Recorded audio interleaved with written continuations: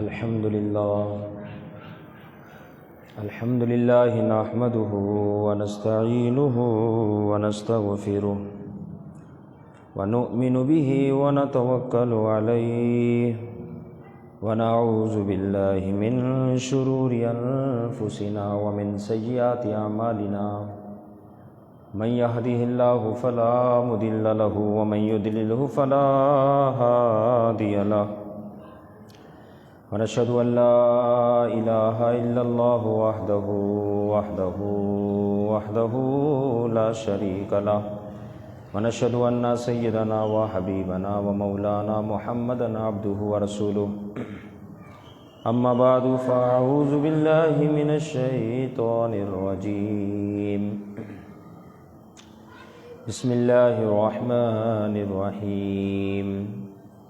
سبحان الذي أسرى بعبده ليلا من المسجد الحرام إلى المسجد الأقصى الذي باركنا حوله لنريه من آياتنا صدق الله العظيم قال النبي صلى الله تعالى عليه وسلم لا يؤمن أحدكم حتى أكون أحب إليه من والده وولده والناس أجمعين أو كما قال النبي صلى الله تعالى عليه وسلم إن الله وملائكته يصلون على النبي يا أيها الذين آمنوا صلوا عليه وسلموا تسليما اللهم صل على سيدنا ومولانا محمد طب القلوب ودوائها وعافية الأبدان وشفائها ونور الأبصار وضيائها وعلى آله وصحبه وبارك وسلم بلغ العلا بكماله كشف الدجى بجماله حسن جميع خصاله صلوا عليه وآله وقدمتك جميع الأنبياء بها والرسل تقديم مخدوم على خدمي سريت من حرم ليلا إلى حرم كما سر البدر في داج من الظلم مولاي صل وسلم دائما أبدا على حبيبك خير الخلق كلهم اور کوئی غیب کیا تم سے نہا ہو بلا جب نہ خدا ہی چھپا تم پہ کروڑوں درود اللہ جل جلالہ اتم برہانہ اعظم شانہ کی حمد و ثنا سرکار فخر کائنات قائد المرسلین خاتم النبیین احمد مجتبی جناب محمد مصطفیٰ صلی اللہ تعالیٰ علیہ وسلم کی بارگاہ میں ہدیتاً تحفتاً محبتاً اخلاصاً عقیدتاً درود و سلام کا نذرانہ پیش کرنے کے بعد رب ذوالجلال کا کرم ہے، فضل ہے، اس کی دی ہوئی توفیق سے الحمدللہ آج ہم معراج شریف کی مقدس بابرکت شب میں یہاں پر جمع ہے۔ اللہ رب العزت آج کی شب کی تمام برکتوں، رحمت و عظمتوں سے ہم سب کو مالا مال فرمائے اور معراج مصطفیٰ صلی اللہ تعالیٰ علیہ وسلم کی روحانیت، نورانیت ہمیں نصیب فرمائے۔ یقیناً رب کا کرم ہے، فضل ہے کہ اس نے اپنے محبوب علیہ السلام کے صدقہ طفیل اس امت کو ایسی مقدس راتیں عطا فرمائی ہیں جس کو یوں کہا جائے تو غلط نہ ہوگا کہ یہ بونس کی راتیں ہیں، کہ اس راتوں میں اور ان کے ایام میں جو یوم ہو اس میں جب عبادتیں کی جاتی ہے تو دیگر ایام اور دیگر شبوں کے مقابلے میں اللہ رب العزت ان راتوں میں اور ان دنوں میں زیادہ ثواب عطا فرماتا ہے اور بھر بھر کے نیکیاں عطا کی جاتی ہے، اجر و ثواب کئی گنا زیادہ بڑھا دیا جاتا ہے۔ اسی وجہ سے ہمارا اکابرین سلف صالحین بزرگان دین کا یہ طریقہ رہا کہ وہ یہ راتیں جب آتی تو اس راتوں میں خاص طور پر شب بیداری فرماتے ہیں ساری رات عبادت کرتے ہیں کہ ان راتوں میں رب تعالیٰ کی طرف سے رحمت چھما چھم برس رہی ہوتی ہے۔ بس اب رب کے حضور حاضر ہونا ہے اور اپنے آپ کو پیش کرنا ہے، تو انشاءاللہ عز و جل ہماری بھی بگڑی اور ہمارے دیگر معاملات جو خراب ہے ان راتوں کی برکت اور صدقے سے سنور جائیں گے انشاءاللہ۔ اور معراج شریف کی جو یہ مقدس آج کی شب ہے، اس کی نسبت تو خود رسول اکرم صلی اللہ تعالیٰ علیہ وسلم کی جانب ہے، اور عاشق کے لیے اتنا ہی کافی ہوتا ہے کہ محبوب کی نسبت جس چیز کے ساتھ جڑ جائے بس وہ بھی اس کی آنکھوں کا نور بن جایا کرتی ہے۔ تو یہ مقدس شب ہے جس میں محبوب علیہ الصلاۃ والسلام کو اللہ رب العزت نے اپنا دیدار عطا فرمایا۔ اور معراج کا اگر مختصر معنی دیکھا جائے تو معنی ہی یہی بنتا ہے کہ جو ذات دل میں رہتی ہو وہ آنکھوں میں آ جائے، وہ معراج ہے۔ ساتھ ہی ساتھ معراج کے بے شمار مقاصد، ان میں سے اہم ترین خاص الخاص کہ وہ کیا مقاصد ہے جس کی وجہ سے اللہ رب العزت نے اپنے محبوب کو یہ شان عطا فرمائی۔ کیونکہ محبوب کی شان اتنی بلند ہے، لیکن آج کی رات جو محبوب کو جو شان عطا کی گئی اس کی تو مثال ہی نہیں ملتی کہ وہ شان، وہ عظمت والی گھڑیاں۔ اب معراج کے مقاصد، ان میں ایک تو یہ تھا کہ اللہ رب العزت نے اپنے محبوب کو خود اپنے دیدار کے لیے لامکان پہ بلایا۔ اسی طرح محبوب علیہ الصلاۃ والسلام کو دیگر انبیاء و رسول پر خوب شان عطا فرمائی کہ آپ کو امام الانبیاء بنا دیا۔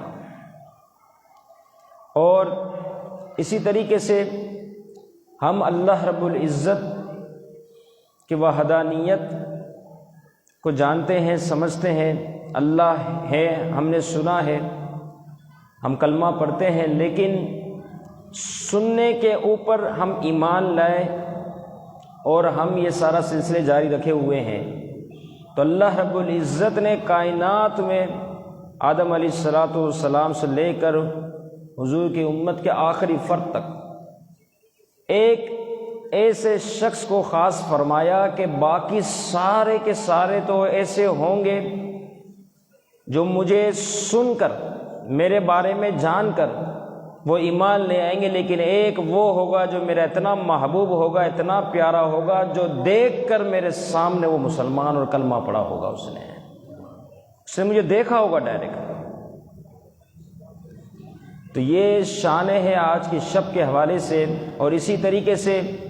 اللہ رب العزت نے آج کی شب میں خاص شان دیگر انبیاء و رسول کو بھی عطا فرمائی کہ میرے نبیوں کی کتنی اعلیٰ شان ہے کہ یہ دیکھو اپنی قبروں میں بھی آرام فرما ہے، ساتھ ہی ساتھ بیت المقدس میں محبوب کے پیچھے نماز بھی ادا فرما رہے ہیں، اور ساتھ ہی ساتھ آسمانوں پر بھی موجود ہیں۔ تو یہ مقصد، یہ رفعت، یہ بلندیاں بھی بیان کرنا مقصود تھا، اور ساتھ ہی ساتھ ایک اہم ترین عبادت نماز، جسے اللہ رب العزت نے محبوب علیہ الصلاۃ والسلام کو لامکان پر تحفہ عطا فرمایا، تو اس کی شان اور اس کی عظمت کو بیان کرنا بھی مقصد تھا۔ تو یہ بے شمار اس قسم کے معاملات تھے جس کی وجہ سے اللہ رب العزت نے اپنے محبوب علیہ الصلاۃ والسلام کو معراج عطا فرمائی۔ الحمدللہ اہل سنت و جماعت ہمارا یہ عقیدہ کہ اللہ رب العزت نے اپنے محبوب کو سر کی آنکھوں سے روح اور جسم کے ساتھ بیداری کے عالم میں اپنا دیدار عطا فرمایا، اور یہ محبوب علیہ الصلاۃ والسلام کا دوسرا عظیم معجزہ ہے۔ پہلا معجزہ قرآن مجید ہے، اور یہ دوسرا سب سے بڑا معجزہ ہے معراج شریف کے حوالے سے، جو رب تعالیٰ نے اپنے محبوب علیہ الصلاۃ والسلام کو عطا فرمایا۔ اور محبوب سے چونکہ آج کی شب کو نسبت ہے، تو محبوب نے یہ فرمایا کہ تم میں سے کوئی شخص اس وقت تک ایمان والا ہو ہی نہیں سکتا جب تک میں اسے اس کے ماں باپ، اس کی اولاد، گویا کہ تمام لوگوں میں سب سے زیادہ محبوب نہ ہو جاؤ۔ تو نبوت حضور علیہ الصلاۃ والسلام کی اتنی اعلیٰ، شان رسالت اتنی اعلیٰ کہ فرمایا کہ اگر تمہارے دل کے اندر جن افراد کی محبت ہے، جن کو تم چاہتے ہو، پسند کرتے ہو، ان تمام میں سب سے زیادہ اگر تم حضور سے محبت کرنے والے بن جاؤ تو سمجھ لینا تم نے اپنے ایمان کو کامل کر لیا۔ تو حضور کی محبت، آج کی شب تو ہمیں حضور سے محبت ہی کرنے کا درس دیتی ہے، کیونکہ آج کی شب کی نسبت محبوب علیہ الصلاۃ والسلام کی طرف ہے۔ قرآن مجید میں میرا اللہ رب العزت کی طرف سے یہ اعلان ہوا، اور یہ دعویٰ محبوب علیہ الصلاۃ والسلام کا نہیں بلکہ تو رب ارشاد فرما رہا ہے۔ سورہ بنی اسرائیل پہلی آیت فرمایا سبحان الذی اسری بعبدہ، پاک ہے وہ ذات۔ دیکھو پاک پہلا لفظ سبحان سے شروع فرمایا کہ پاک ہے وہ ذات، اسرا جس نے سیر کروائی۔ اب اگر یوں دیکھا جائے تو یہ محبوب علیہ الصلاۃ والسلام کا معجزہ، لیکن اللہ رب العزت نے قرآن مجید میں اسے سیر فرمایا، سفر نہ فرمایا۔ اور سیر و سفر کے دوران اگر یوں دیکھا جائے تو بڑا فرق ہے۔ سب سے بڑی اہم ترین بات اس اہم ترین معجزے کے ساتھ وہ یہ بنتی ہے کہ جن انبیاء و رسول کو جو معجزات عطا ہوئے ان تمام کے معاملات اس امت کے حوالے سے جو اس میں رونما ہونا تھا اس کے حوالے سے تھا۔ مثال کے طور پر اگر یوں دیکھا جائے کہ حضور علیہ الصلاۃ والسلام کو جو معجزہ عطا کیا گیا، میرا رب جانتا ہے کہ اس امت کا معاملہ ایسا ہوگا کہ اس امت میں لوگ ایسے بھی آئیں گے جو چاند تک پہنچیں گے، مریخ تک جانے کا سوچیں گے، ان کی چاہت، ان کی تمنا اتنی اعلیٰ ہوگی، لہٰذا اب میں اپنے محبوب کو معجزہ بھی ایسا عطا فرماؤں کہ سائنسدان جتنی کوشش کر لے، جس طرح اپنی تمناؤں کو بروئے کار لا لے، لیکن وہ اس مقام تک ان کا تصور بھی نہیں پہنچ سکتا جس عرش کی چھاتی پر محبوب علیہ الصلاۃ والسلام کے قدم لگے ہیں۔ اب دیکھیں موسیٰ علیہ الصلاۃ والسلام کا زمانہ، اس میں جادوگروں کا بڑا راج تھا۔ اب اللہ نے اپنے نبی موسیٰ کلیم اللہ علیہ نبی جناب علیہ الصلاۃ والسلام کو معجزہ بھی عطا فرمایا۔ وہ معجزہ کیا دیا گیا کہ آپ کے ہاتھ میں عصا شریف تھا، یہ جادو کے کرتب دکھاتے۔ موسیٰ علیہ الصلاۃ والسلام اپنا معجزہ عصا جو آپ کے پاس تھا وہ آپ اس عصے کو صرف چھوڑتے، وہ خود اژدھا بڑا سانپ بن جاتا، دیگر سارے ان کے جادوگروں کے جتنے جادو تھے تمام کو نگل جاتا، پھر موسیٰ علیہ الصلاۃ والسلام دوبارہ اسے پکڑتے، دوبارہ وہ عصا بن جایا کرتا تھا۔ کیونکہ جیسی امت تھی، جیسے افراد تھے، ایسا اللہ نے اپنے انبیاء و رسول کو معجزہ بھی عطا فرمایا۔ عیسیٰ علیہ الصلاۃ والسلام کے زمانے میں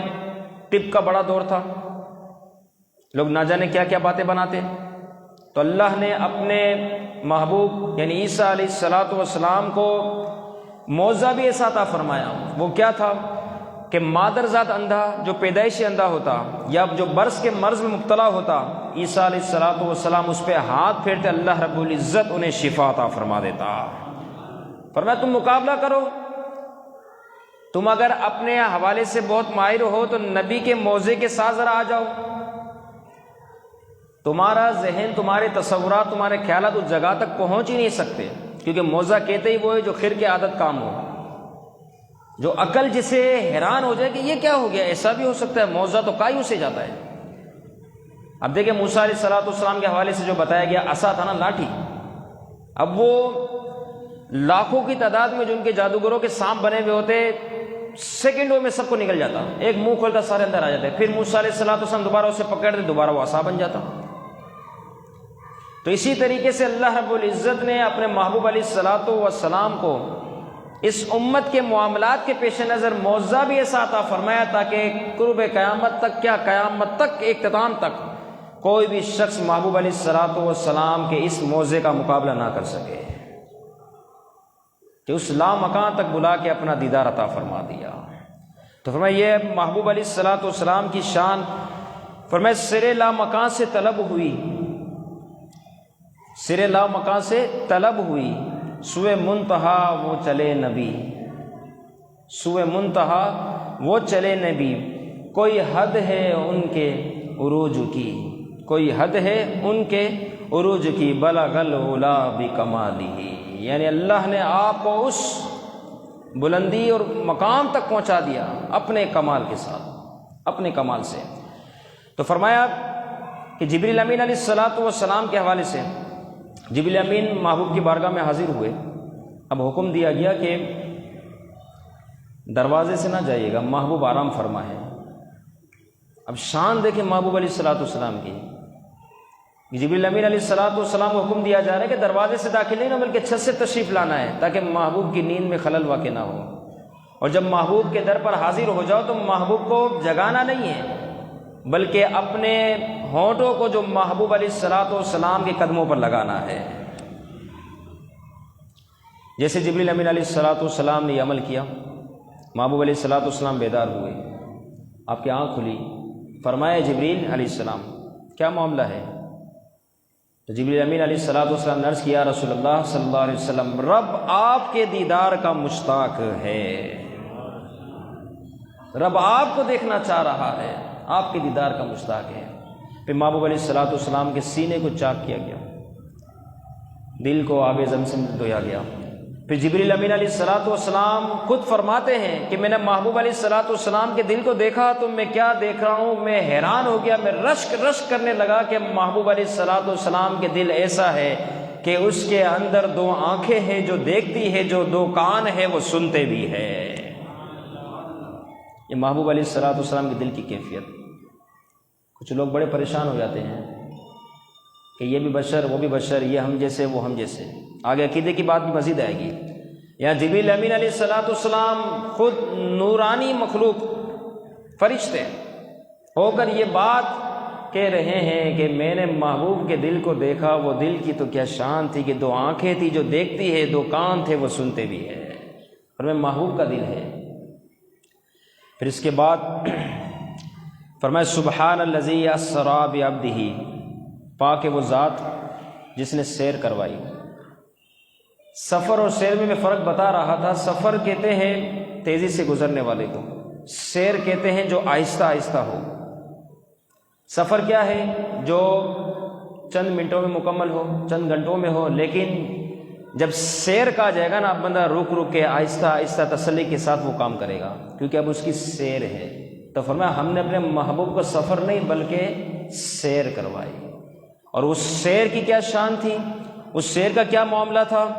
کہ کس طریقے سے وہ سیر کروائی کہ جب محبوب علیہ الصلوۃ والسلام دوبارہ جس حجر مبارکہ میں آرام فرماتے اس طرف آتے ہیں تو کیا دیکھتے ہیں، وہ زنجیر جسے آپ نے چھوڑا تھا وہ اسی طرح ہل رہی ہے،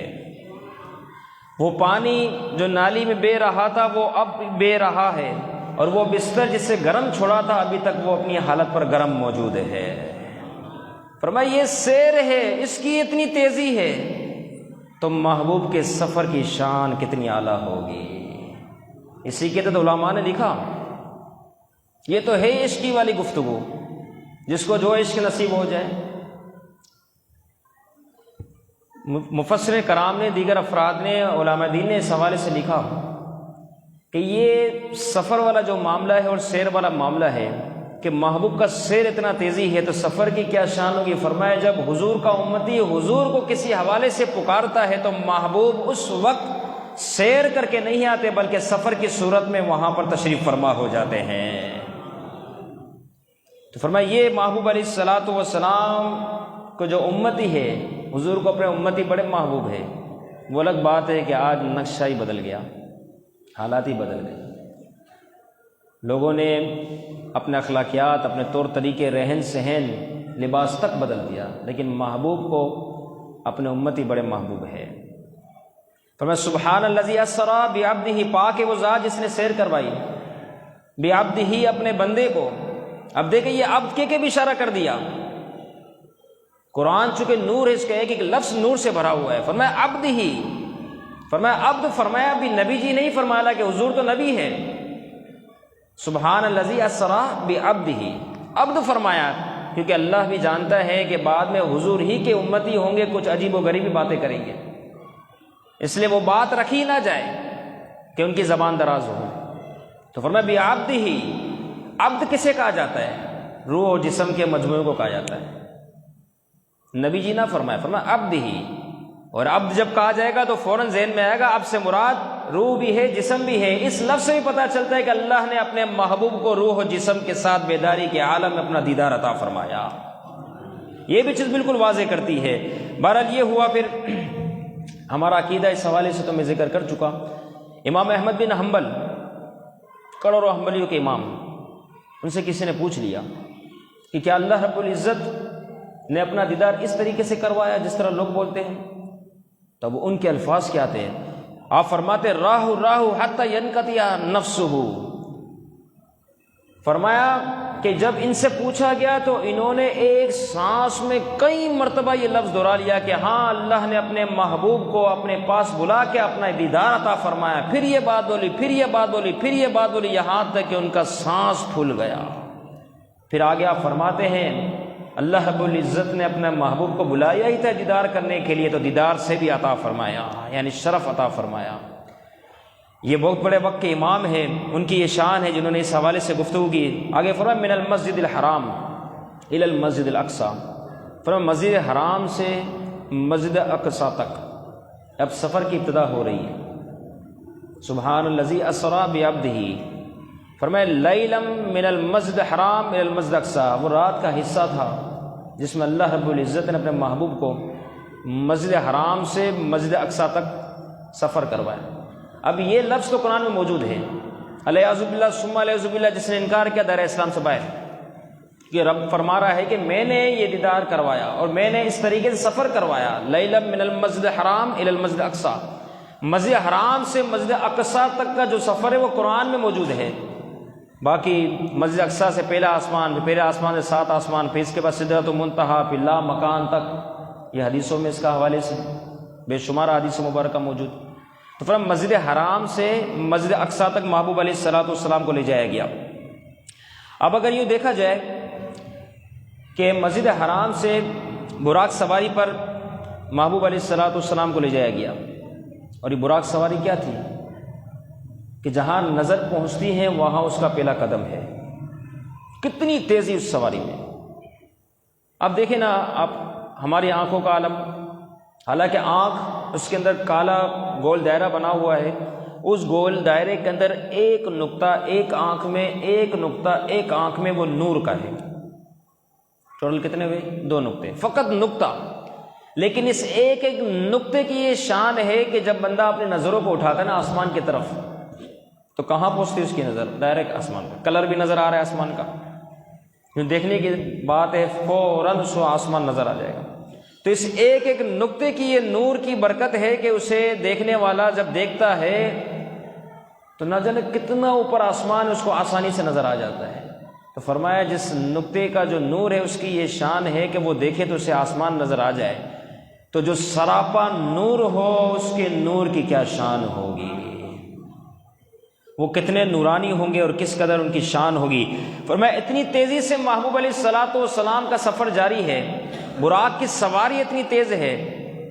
کہ جہاں پر نظر پہنچتی ہے وہاں اس کا پہلا قدم ہے. اتنی تیزی سے سفر شروع ہو رہا ہے، لیکن اس سفر میں محبوب کا سفر ہے. محبوب کو جو اللہ نے شان عطا فرمائی ہے وہ سفر ہے. تو سفر کی کیا شان ہے؟ فرمایا کہ اس سفر کے دوران محبوب علیہ الصلوۃ والسلام نے دیکھ لیا کہ موسیٰ علیہ الصلوۃ والسلام اپنی قبر میں ہے. فَإِذَا هُوَ قَائِمٌ يُصَلِّي فِي الْقَبْرِ. نہ صرف یہ دیکھا قبر ہے موسیٰ علیہ الصلوۃ والسلام کی، بلکہ یہ بھی دیکھ رہا کہ موسیٰ علیہ الصلوۃ والسلام قبر کے اندر کھڑے ہو کر یعنی قیام کے حالت میں، نماز کی حالت میں مشغول ہے. فرمایا محبوب کی آنکھیں ہیں جو اللہ نے محبوب علیہ الصلوۃ والسلام کو نور عطا فرمایا ہے. اور یہ اتنی سواری ہے، یہ تو موسیٰ علیہ الصلوۃ والسلام کی شان ہے کہ قبر کے اندر موجود ہے. آپ علیہ الصلوۃ والسلام نے دیکھ لیا کہ نماز ادا کر رہے ہیں، حضور علیہ الصلوۃ والسلام کی شان۔ حضرت سعید بن مسیب تابعی بزرگ ہے، وہ فرماتے ہیں کہ جب یزیدوں کا حملہ ہوا مدینہ المنورہ میں تو تمام صحابہ اس جگہ سے دور ہوئے، اس کا اپنا امام مقرر ہوا، 3 دن تک مسجد نبی شریف میں کوئی نماز کے لیے نہ آیا۔ سعید بن مسیب کہنے لگے میں تو پریشان ہو گیا، کیا کیا جائے، اس در سے بندہ دور کیسا ہو۔ میں نے اپنی مجنونی جیسی حالت بنائی، کیفیت اس قسم کی میں نے کر دی۔ پھر اس کے بعد کیا ہوا، میں مسجد نبی شریف میں داخل ہوا، حضور علیہ الصلوۃ والسلام کے روضہ انور کے پاس پہنچ گیا۔ لوگوں نے مجھے سمجھا، یزید کی جو لشکر تھے وہ سمجھنے لگے کہ شاید یہ دیوانہ ہے، کسی نے مجھے کچھ نہ کہا۔ میں حضور کے روضے تک پہنچ گیا، لیکن پہنچنے کے بعد جب کچھ دیر ہوئی تو بڑا پریشان ہو گیا کہ اب مجھے نماز کا کیسے پتہ چلے گا کہ نماز کا وقت ہو گیا، نہ اذان نہ اقامت نہ جماعت، یہ کیا ہوا، یہاں تک آ تو گیا لیکن یہ تو بڑا مسئلہ ہو گیا، زور کا وقت ہوا۔ فرماتے ہیں میں سن کے حیران ہو گیا کہ قبر انور سے، حضور علیہ الصلوۃ والسلام کے روضہ انور سے اذان کی آواز آئی، کچھ دیر کے بعد اقامت کی آواز آئی، پھر کچھ دیر کے بعد جماعت کی آواز آئی، تو میں بھی نیت کی اور میں حضور علیہ الصلوۃ والسلام کے پیچھے ہی جماعت میں شامل ہو گیا۔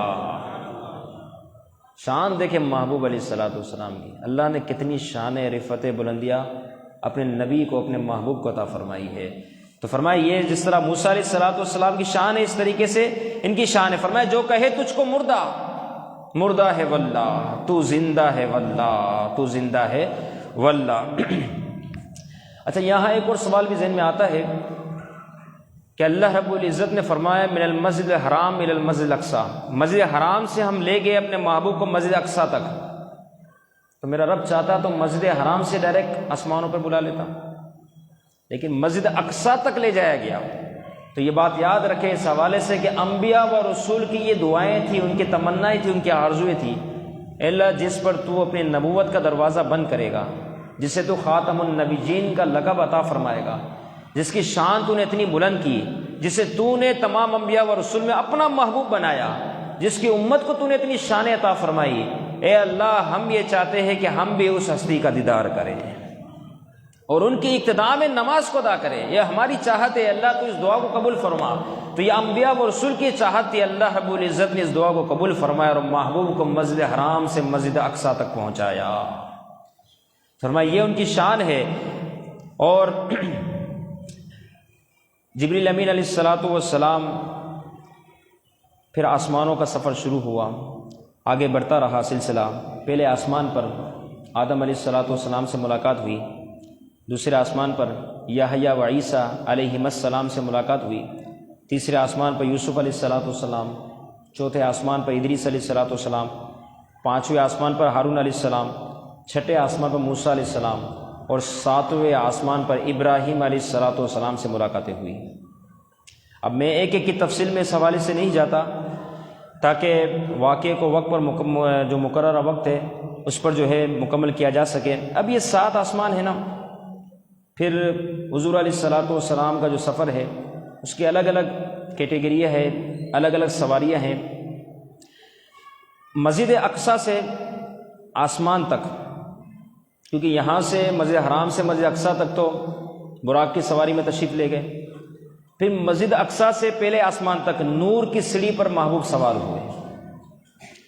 اور پھر آسمان سے یعنی پہلا جو آسمان ہے اس سے 7ویں آسمان تک فرشتوں کے پروں پر سوار ہوئے۔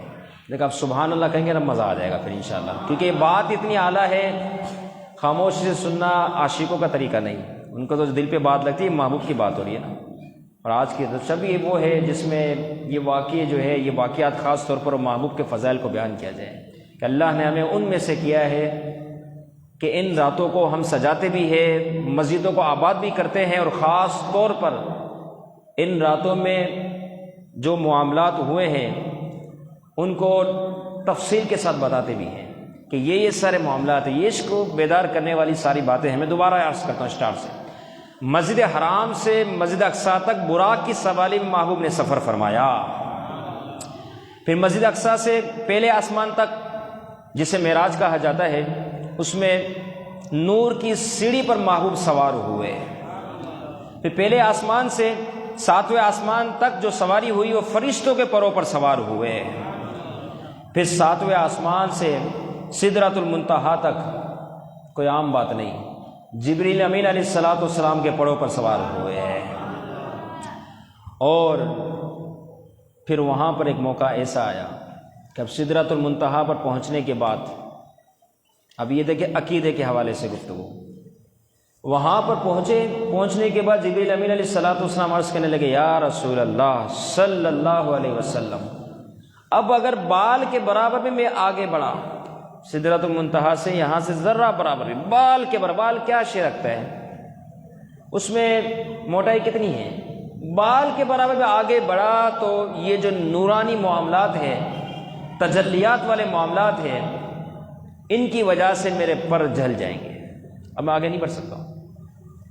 یہاں تک بات مکمل ہوئی۔ پھر اس کے بعد جبریل امین علیہ الصلوۃ والسلام نے گویا کہ عقیدہ بیان کر دیا کہ میں اب یہاں سے آگے نہیں بڑھ سکتا، کیونکہ اگر آگے بڑھوں تو گویا کہ میرے پر جل جائے، یعنی میں یہاں سے آگے نہیں بڑھ سکتا کیونکہ میں آپ کی طرح نہیں ہوں۔ یا رسول اللہ صلی اللہ علیہ وسلم، آپ یہاں سے تشریف لے جائیں، آپ یہاں سے آگے بڑھیے کیونکہ آپ میری طرح نہیں ہیں۔ گویا کہ جبریل امین علیہ الصلوۃ والسلام نے عقیدہ دے دیا کہ وہ نور ہو کر یہ عرض کر رہے ہیں، یا رسول اللہ میں اب بال جو ہے اس کے برابر آگے نہیں بڑھ سکتا، کیونکہ میں آگے نہیں بڑھ سکتا کیوں میں آپ کی طرح نہیں، اور آپ کو جانے سے روک نہیں سکتا کیونکہ آپ میری طرح نہیں ہے۔ تو یہ عقیدہ جبریل امین علیہ الصلوۃ والسلام کا بھی ہے کہ حضور بشر تو ہیں لیکن نور کا وافر حصہ آپ کو عطا کیا گیا، عام بشر کی طرح بشر نہیں ہے۔ یہ تو خود جبریل امین علیہ الصلوۃ والسلام نے گویا کہ یہ عقیدہ عطا کر دیا۔ امام ابو الحسن رفاعی رحمہ اللہ بڑے امام گزرے، روحانی پرواز ہوتی ہے نا، اس کی اپنی شان ہے۔ وہ کیا فرماتے ہیں کہ ایک موقع تھا، میری بھی چاہت ہوئی روحانیت کے اعتبار سے کہ میں بھی آسمانوں کا سفر کروں، روحانیت کی میں سفر کرتا رہا یہاں تک کہ میں نے ایک عرش کو پار کیا، دوسرے عرش کو پار کیا، یہاں تک کہ بے شمار عرش کا ذکر ملتا ہے، 7 لاکھ کے قریب میں نے عرش کو پار کر دیا۔ تمنا تھی، چاہت تھی کہ محبوب علیہ الصلوۃ والسلام معراج کی شب جس عرش کی چھاتی پر محبوب کے قدم لگے نا، بس میں اس کی زیارت کر لوں، اس کو چوم لوں۔ اب یہ تمنا تھی، لیکن کیا ہوا جب وہاں تک پہنچنے کے قریب یعنی ایک عرش پار ہوا، اس طریقے 7 لاکھ عرش پار ہو گئے، غیب سے آواز ہے ارجع لا تصل الیک، پہلے حکم دیا گیا اے رفاعی کہاں پر آ رہے ہو، غیبی آواز آئی تو عرض کر دی کہ میں تو اس جگہ کا تمنا رکھتا ہوں اور خاص طور پہ اس کو دیکھنا چاہتا ہوں، اس کو چومنا چاہتا ہوں، وہاں پر آنا چاہتا ہوں۔ فرمایا لوٹ جا، ارجع لا تصل الیک، تو نہیں پہنچ سکتا۔ فرمایا تو نہیں پہنچ سکتا یہ نہیں بلکہ اگر تو کروڑوں سال بھی پرواز کر، 1-2 نہیں، کروڑوں سال بھی پرواز کر لینا تو محبوب علیہ الصلوۃ والسلام کی قدم عرش کی جس چھاتی پر لگے تیرا تصور بھی وہاں نہیں پہنچ سکتا۔ پر محبوب کو اللہ نے یہ شان عطا فرمائی کہ اس جگہ پر تو پہنچ ہی نہیں سکتا۔ اسی طریقے سے اگر یوں دیکھا جائے کہ وہاں پر پہنچنے کے بعد جب لا مقام پر محبوب علیہ الصلوۃ والسلام جرواگر ہے، اب پھر تفصیل ہے، پھر تحفے تحائف دیگر سارے معاملات، تو پھر اللہ رب العزت کی طرف سے اس موقع پر جیسے کہ امام حقی رحمہ اللہ نے لکھا کہ 70,000 اسرار آپ کو عطا کیے گئے، 17,000 رموز آپ کو عطا کیے گئے،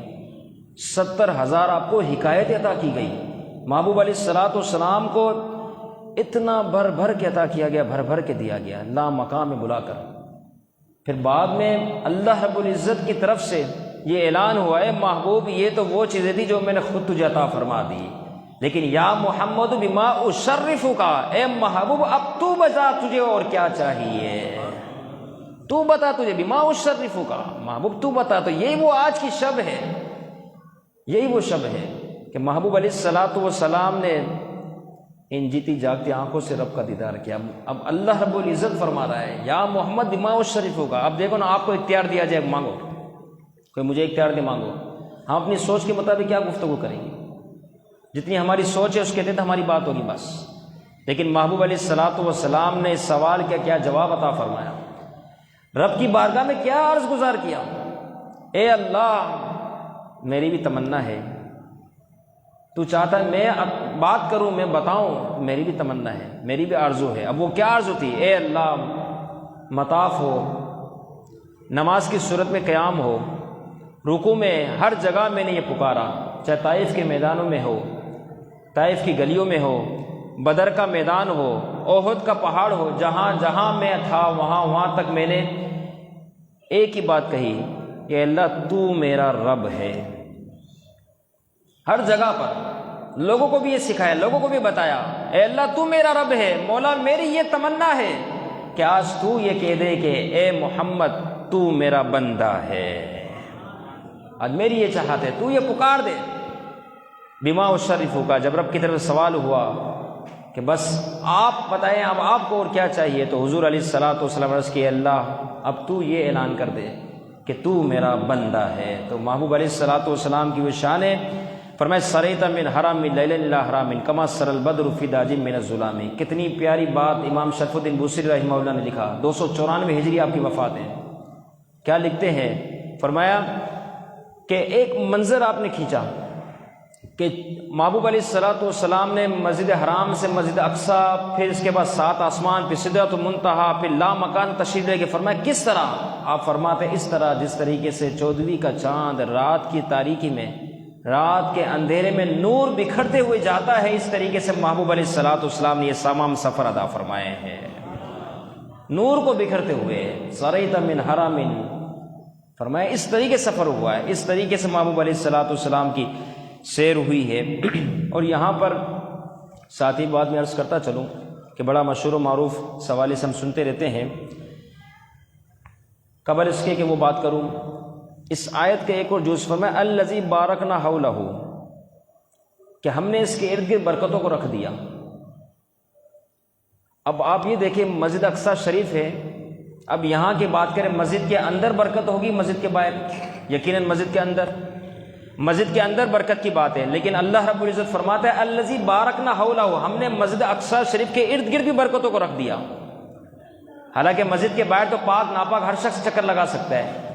لیکن مسجد کے اندر تو پاک ہی بندہ آئے گا۔ مسجد کے باہر تو جوتے کے ساتھ چلا جا سکتا ہے، لیکن مسجد کے اندر تو ادب کے ساتھ آنا ہوگا، جوتے اتار کے آنا ہوگا۔ اب اللہ رب العزت فرما رہا ہے الذی بارکنا حولہ لنوریہ من آیاتنا، ہم نے مسجد اقصیٰ کے اطراف میں برکتوں کو رکھ دیا تاکہ ہم آپ کو اپنی نشانیاں بتائیں۔ مفسرین کرام نے لکھا یہ برکت کیا ہے؟ اب اس میں بھی دیکھیں عقیدے والی بات، فرمایا یہ برکت یہ ہے کہ در حقیقت مسجد اقصیٰ شریف کے قریب قریب کئی انبیاء و رسول کی قبریں موجود ہیں، جس سے میرا رب فرما رہا ہے کہ ہم نے ان جگہوں کو برکت والا بنا دیا، کیونکہ اللہ کے انبیاء و رسول آرام فرما ہے۔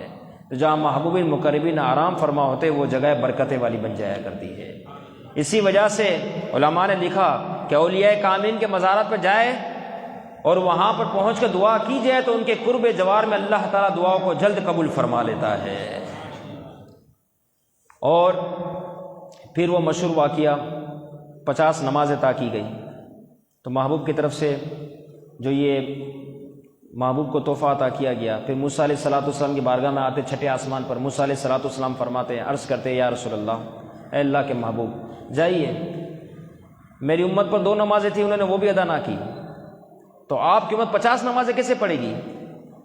پھر حضور علیہ الصلوۃ والسلام تشریف لے جاتے ہیں۔ اس طریقے سے 9 مرتبہ ہوا، لیکن لا تبدیل لکلمات اللہ، اللہ کا کلمہ بدلتا نہیں۔ تو حکم دیا گیا کہ اب آپ کی امت کا کوئی فرد صرف 5 نمازیں پڑھے گا، تو چونکہ رب کا کلمہ بدلتا نہیں لہٰذا میں رب ہو کے انہیں 50 نمازوں کا ثواب عطا فرماؤں گا۔ اب دیکھیں معراج کی شان میں ایک یہ بھی بات ہے کہ روح زمین پر ساری عبادتوں کے احکام زمین پر نازل ہوئے، روح زمین پر دیے گئے جتنی عبادتیں ہیں، ایک نماز وہ افضل ترین عبادت ہے جسے رب تعالیٰ نے لا مقام پہ بلا کر اپنے محبوب کو عطا فرمایا۔ اور ساتھ ہی ساتھ یہ بات بھی یاد رکھیں کہ نماز در حقیقت رب کی طرف سے تحفہ ہے، اور جو اسے ادا نہ کرے چھوڑ دے، دنیاوی اعتبار سے بھی تحفوں کی بڑی قدر کی جاتی ہے، لیکن جو تحفے کی قدر نہ کرے وہ بھی اللہ رب العزت کی طرف سے جو محبوب کو تحفہ دیا گیا اس کو چھوڑ دے، ضائع کرے، کتنا بڑا بد نصیب ہے، کتنا بڑا کہ اس چیز کو چھوڑ رہے ہیں۔ تو لہذا نماز کا خاص اہتمام کریں۔ یہاں تک علماء نے لکھا، اولیاء کاملین کی کتابوں میں بھی یہ بات ملتی ہے کہ نماز در حقیقت ایک امانت ہے جو اللہ رب العزت نے بندوں کو عطا فرمائی ہے، اس امانت میں کبھی بھی خیانت نہ ہونے دیں۔ اور یہاں ایک اور نقطہ بھی ملتا ہے، رب عز و جل عالم الغیب ہے، ہر شے کو جاننے والا ہے، علم کلی ہر شے اس کے پاس ہے۔ تو وہ جانتا تھا کہ محبوب علیہ الصلاۃ والسلام آخر میں 9 بار ہونے کے بعد 5 نمازیں میری طرف سے لے کے جائے گی، اس امت کو ادا 5 ہی کرنی ہوگی، تو پھر 50 نمازیں کیوں عطا فرمائیں؟ کیونکہ رب تو جانتا تھا کہ ہونا تو اسی طرح ہے کہ 5 نمازیں ہی محبوب کو آخر میں دی جائے گی، کیونکہ محبوب اس طریقے سے 9 مرتبہ چکر لگائیں گے، آپ کا آنا ہوگا، پھر جانا ہوگا، پھر آنا ہوگا، پھر جانا ہوگا، اس طرح 9 مرتبہ ہوگا، آخر میں 5 رہ جائے گی، تو رب عز و جل ڈائریکٹ 5 عطا فرما دیتا۔ اب اس میں عقیدے کی بات ہے، وہ کیا ہے کہ اللہ رب العزت نے در حقیقت یہ سارا معاملہ جو فرمایا، اس کی سب سے بڑی وجہ یہ بنتی ہے تاکہ روئے زمین پر رہنے والے قیامت تک آنے والی حضور کے امت کا ایک ایک فرد اس بات کو جان لے کہ محبوب کا مقام و مرتبہ رب کی بارگاہ میں اتنا بلند ہے کہ جب رب کی بارگاہ میں جاتے ہیں، اپنی بات کرتے ہیں، میرا رب ان کی خواہش کے مطابق فیصلہ فرما دیتا ہے۔ جیسی محبوب کی چاہت ہوتی ہے، اللہ رب العزت اس کے مطابق حکم عطا فرما دیتا ہے، تاکہ قیامت تک آنے والے لوگوں کو یہ بات سمجھ میں آ جائے کہ رب نے تو 50 عطا ادا فرمائی، لیکن محبوب نے 5 کر کے کم کروا دی، تو جتنی کم کرواتا رہے در حقیقت وہ کم ہوتی رہی، کیونکہ محبوب ہے، اللہ رب العزت نے آپ کو وہ مقام عطا فرمایا ہے، اس کی یہ شان ہے۔ اب آخر میں چونکہ وقت بہت ہو چکا، آج کی شب اور کل کے دن کے اعتبار سے یہ بات جان لیں کہ آج ہی اس بڑے مجمع میں معراج شریف کی مقدس شب ہے، اس میں نیت کر لیں کہ انشاءاللہ چونکہ آج ہی شب میں محبوب علیہ الصلوۃ والسلام کو تحفہ عطا کیا گیا، تو آج ہی نیت کر لے کہ آئندہ سے انشاءاللہ ہماری کوئی نماز بھی قضا نہیں ہوگی، اس تحفے کی ہم لاج رکھیں گے، اس تحفے پر جو جس طریقے سے ہمیں عمل کرنا ہے انشاءاللہ ہم ساری زندگی عمل کرتے ہوئے رہیں گے انشاءاللہ، اور زندگی کے باقی نمازیں جو ہماری نادانی کی وجہ سے، سستی کی وجہ سے قضا ہو گئی، انشاءاللہ جلد از جلد ہم تمام نمازوں کو ادا کریں گے انشاءاللہ۔ دوسری بات آج کی شب کے حوالے سے، جیسے ابتداءً میں نے عرض کیا کہ چند راتیں ایسی ہے جس میں اللہ تعالیٰ ثواب کے درجات کو بہت بڑھا دیتا ہے، اس کے اجر کو بہت بڑھا دیتا ہے، انہی میں سے آج کی ایک شب بھی ہے۔ 12 رکعت نفل پڑھنے کے حوالے سے ملتا ہے کہ 12 رکعت نفل پڑھی جائے ایک سلام کے ساتھ، ایک سلام سے مراد آخری میں آپ کو سلام کرنا ہے، 2 رکعت میں تحیات، درود ابراہیم دعا، سلام نہیں پڑھنا، کھڑا ہو جانا ہے، پھر ثنا تعوذ تسمیہ، پھر سورہ فاتحہ سورت ملانے کے بعد 4 رکعت، پھر 6، پھر 8، پھر 10، پھر 12، 12ویں پہ آپ کو سلام پھیرنا ہے۔ یہ کتنی منٹ لگے گی پڑھنے میں؟ 7-8 منٹ، زیادہ سے زیادہ 10 منٹ۔ لیکن آج کی شب کے حوالے سے اس کی فضیلت سنیں، فرمایا جو اس طریقے سے نماز 12 رکعتیں پڑھیں، آخر میں سلام پھیریں، اس کے بعد تیسرا کلمہ سبحان اللہ والحمد للہ ولا الہ الا اللہ واللہ اکبر 100 مرتبہ، اسی طریقے سے 100 مرتبہ استغفار، اور آخر میں 100 مرتبہ درود پاک۔ کوئی مشکل کام نہیں ہے، بہت آسان عمل ہے۔ 12 رکعتیں پڑھنے کے بعد 100 مرتبہ تیسرا کلمہ، وہ بھی آدھا نصف سبحان اللہ والحمد للہ ولا الہ الا اللہ واللہ اکبر، اس کے بعد 100 مرتبہ استغفار استغفر اللہ، 100 مرتبہ درود پاک صلی اللہ علیہ محمد صلی اللہ علیہ وسلم پڑھ لیا۔ روایتوں میں آتا ہے اس کے بعد یہ بندہ جو دعا مانگے، معصیت کی دعا نہ ہو یعنی گناہ گاری کی، اس کے علاوہ جو جائز تمنا ہے، جو دعائیں مانگے گا، اللہ تعالیٰ آج کی شب کے صدقے ان اعمال کی برکت سے اللہ تعالیٰ ان کی دعاؤں کو قبول فرما لے گا۔ یہ عمل ضرور کریں، لازمی طور پہ کریں۔ ابھی آپ گھر پہ جائیں، تشریف لے جائیں، حرج نہیں، لیکن بعد میں پلٹے مسجد کی طرف آئے یا اپنے گھر پر جو آپ کو سہولت ہو، پھر اس کے بعد دعائیں مانگیں، قبولیت کی گھڑی ہے انشاءاللہ۔ اور یہ بھی یاد رکھیں، روایتوں میں آتا ہے کہ رجب المرجب کے مہینے میں ایک شب ایسی ہے جس میں کوئی قیام کرتا ہے اللہ تعالیٰ 100 سال قیام کرنے کا ثواب اسے عطا فرماتا ہے۔ تو یہ 12 رکعتیں جب آپ ادا کریں گے قیام تو ہو گیا، تو 100 سال کی عبادت کا ملے گا، 1000 میاں یعنی میات السنہ، فرمایا میات السنہ 100 سال ثواب۔ اسی طریقے سے فرمایا جس نے اس کے بعد والا دن یعنی جو کل بڑا دن ہے اس میں روزہ رکھا، اللہ رب العزت ایسے شخص کو سام میات السنہ، فرمایا 100 سال روزے رکھنے کا ثواب عطا فرمائے گا۔ سردی کا ویسے موسم کوئی اتنا خاص گرم نہیں ہے، کوشش کریں کہ کل کا دن روزہ رکھ لیں۔ اگر رجب مرجب میں ایک روزہ بھی رکھنا نصیب نہیں ہوا تو کل کا دن نہ چھوڑیں، رہی زندگی آئندہ رجب کا مہینہ نصیب ہو یا نہ ہو۔ تو آج اللہ نے طاقت دی ہے، فرصت دی ہے، سارے معاملات دیکھے ہیں ہم نے ہمارے سامنے، ہم رکھ سکتے ہیں، تو کل کے دن کا روزہ ضرور رکھیں تاکہ 100 سال کے کم از کم جو ہے ہمیں ثواب دیا جائے۔ اور ایک حدیث میں تو یہاں تک ہے جنت میں ایک نہر ہے، رجب مرجب میں جس نے ایک روزہ رکھا اللہ تعالیٰ اس نہر سے اس روزے دار کو سیراب فرمائے گا۔ اللہ رب العزت جتنی باتیں ہم نے سنی ان تمام کو یاد رکھنے کی توفیق عطا فرمائے، عمل کی توفیق عطا فرمائے، اور آج کی شب کی رحمت و عظمت و برکتوں سے ہم سب کو مال مال فرمائے۔ وما علینا